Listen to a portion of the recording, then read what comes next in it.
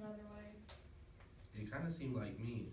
Like right after he said, "Sir, I am cheerfully acknowledge that I am an African race and that the color is natural to them the deepest dye." After that paragraph, he kind of starts like roasting him. He's like, "You clearly saw the injustice of the state of slavery, the horrors of its condition, the abhorrence therefore, and great violation of liberty." He really starts laying into him right after that. So I think he kind of just like, because in the first 4 paragraphs, he's like really servitude talking to him.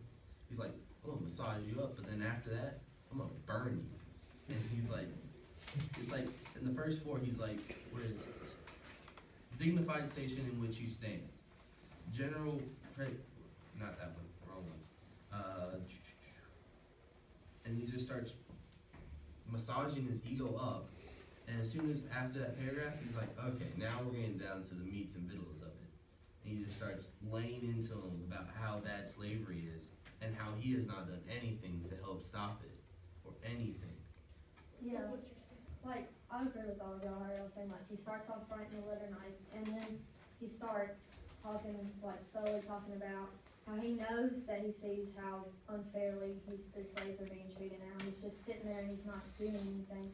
And like in the passage in paragraph 7, it's talking about this hour was the time when you clearly saw the injustice of state of slavery. So he's saying, you saw how bad this is treated and you're not doing anything to help it. And it's just like trying to figure out how we should do it. Okay. Turn and talk.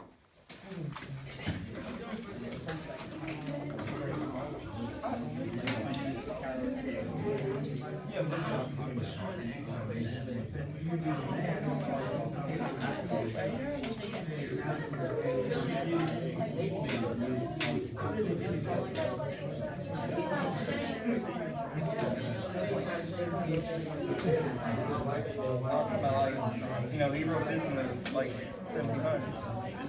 About 100 years before, well, about 90-something before slavery was abolished. It took that long. So what feedback do you have? Like, You did really good.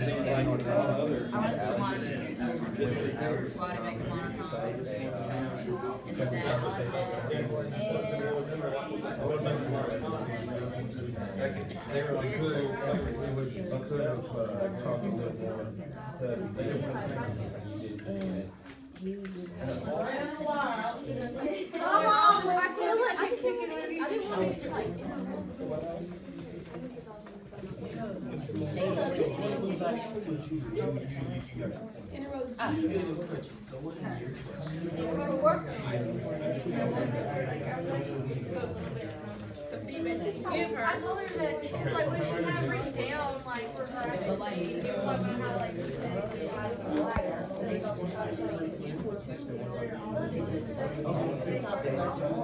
we were talking about how like from So we already know that this is January 2 that get the conversation. So be the first one. Have a question to relay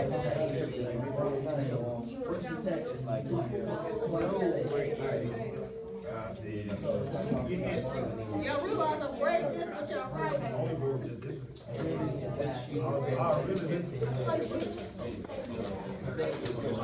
You got your point across. Came from the States.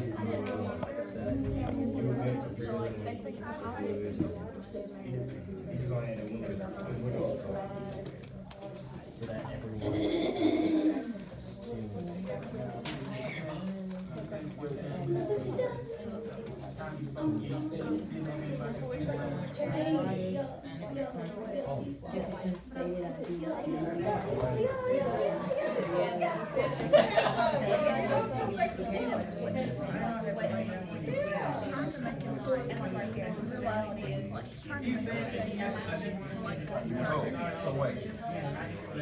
Okay, so why does Banneker contrast Jefferson's stated ideals?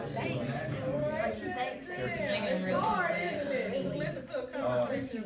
I think contrast is because Jefferson says. He doesn't make use of his higher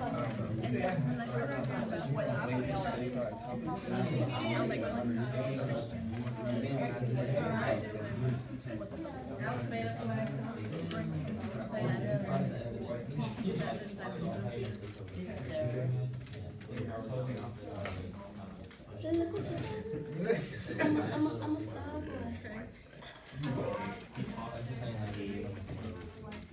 Scared him, Chris. Scared him.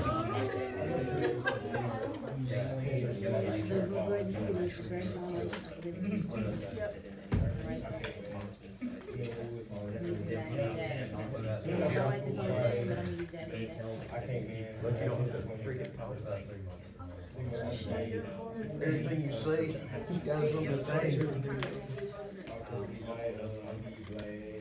I kind of like that. That lets me know. That lets me know that you did. Now, he couldn't do that in a formal writing, but conversation, that's fine, because that lets me know that you really did synthesize this. It's an intelligent word. But we're a high school class, so that keeps it flavorful. And it lets me know that you really do understand when you put it absolutely in your own words. Alright. Lynch! I'm sorry, Lynn. Katie, I didn't get over there, y'all. You're alright. Real quick, would you give her? Yeah, 16.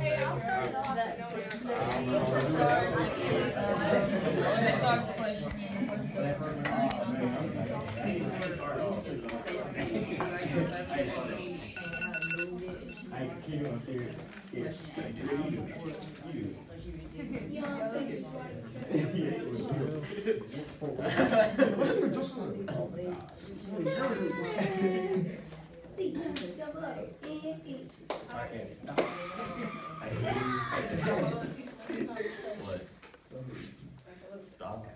Young boy. Alright.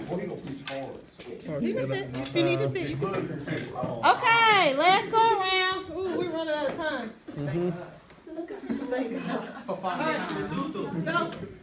Okay, so it says in Benjamin Banneker's letter to Thomas Jefferson, it reads, that you should at the same time be found guilty of the most criminal act which you professedly detested in others with respect to yourself. Why does Banneker contrast Jefferson's stated ideals and beliefs with the reality of Jefferson's treatment of African Americans? Okay, so in paragraph 7, it says that this was a time when you clearly saw into the injustice of a state of slavery and in which you had just apprehensions of the horror of his condition. So like you're saying that he was very aware of everything that was going on, and he might have thought that what he was doing was helping, but in reality it wasn't doing nothing for the black people and trying to help them and make them not be discriminated upon by everybody. I agree with what you said. I think that he was trying to make Jefferson realize that he's not making use of his higher authority. He's not making great use of the fact that he is president and that he could have changed such things. And I also used evidence from paragraph 7, but I went farther down where he says, you were then impressed with proper ideas of the great violation of liberty. Where he's saying great violation of liberty, he's saying the treatment of African Americans is poor and that he didn't really take charge of changing any laws. It's something that I'll actually agree with Drew is in paragraph 10, Banneker writes, your candor and generosity will plead with you in my behalf, which is basically saying what you're doing is good for our country, but also what you're doing is going to help me in our case with what you were doing wrong to us. And also in paragraph 10, it says to put your soul in their soul's stead.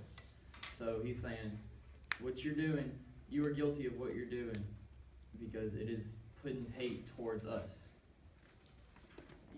I'll agree with Ian, third and Drew, because, as a president, you have, it's kind of like a privilege.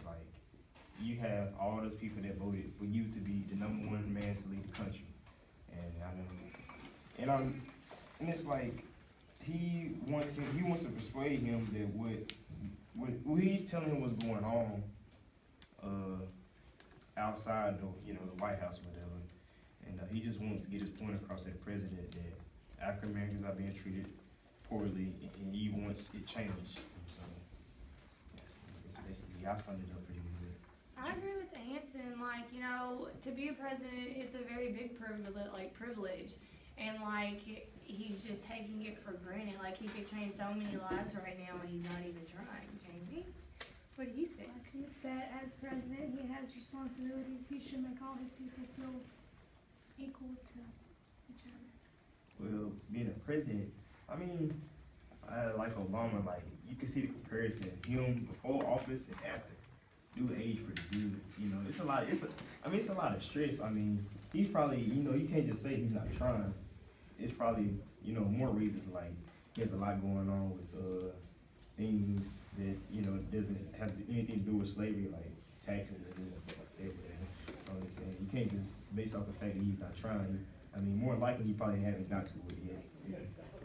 And I agree with Anson, like, maybe, you know, he's got so much pressure to do other things that, you know, it's just falling, you know, down the road or like behind everything else. And maybe he's getting pressure from everybody else in the White House that didn't want to, you know, treat the African Americans better, you know. Maybe you can't, you know, look at Thomas Jefferson not caring about that, that like idea. But, you know, maybe he just had a lot of pressure and a lot of stuff on his plate. But I believe that, okay, when he became president, it says, why does he contrast Jefferson's stated ideals and beliefs? So clearly, at some point in time, Jefferson stated his belief that sometime African Americans would be treated better than what they were being treated, and it says the reality. So his reality and what he said were two different things. So I don't think it was the point that Jefferson didn't try. I think he stated it, he just did not follow through. And like I said, make use of that he was president and he had the authority to do that type of thing. If I remember right, if history did not fail me, Jefferson was still a major European person. He wasn't what we know as American. European ideologies are a lot different than what we hold true today. Okay, ooh, we're running out of time. Take a minute and a half. Turn it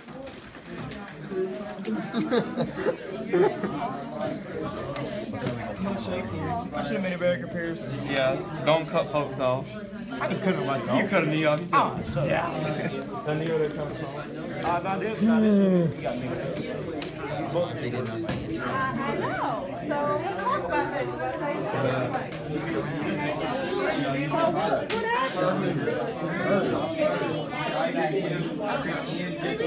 I don't know. It's not a response. It is. It's not an appropriate response. You know something? It's only her between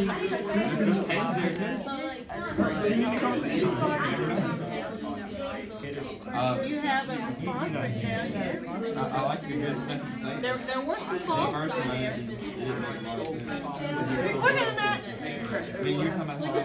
Number one. So this is a reward for giving you cookies. No, wait. Okay. Hey, she got in the conversation. Yay. Okay. Oh, Asian. Hey, y'all talking funny right? Do it, ain't it? You see the point I was at the time. Exactly. But you got all the. What you saying? Yeah. You also need to include Damien. What can he approve? Like I told him where he said, like where he cited both evidence and started talking, he could have, instead of chopping it off if he did, he could have went more into detail. He held back this time. Openings. All right, listen up. I hate to cut it off for you because we only got about a minute and a half. I just want you to leave the papers there on the desk. I'll gather them. But wait. All right, so I want you to know something. Chris, thank you for clarifying this. As I asked third period, did I tell you Thomas Jefferson was president? They said yes, but Chris just clarified, no, I didn't. When we did the annotating, it says a higher station in life, and I even said I don't know if he was president at this time or not, but does it matter? No, it really does, because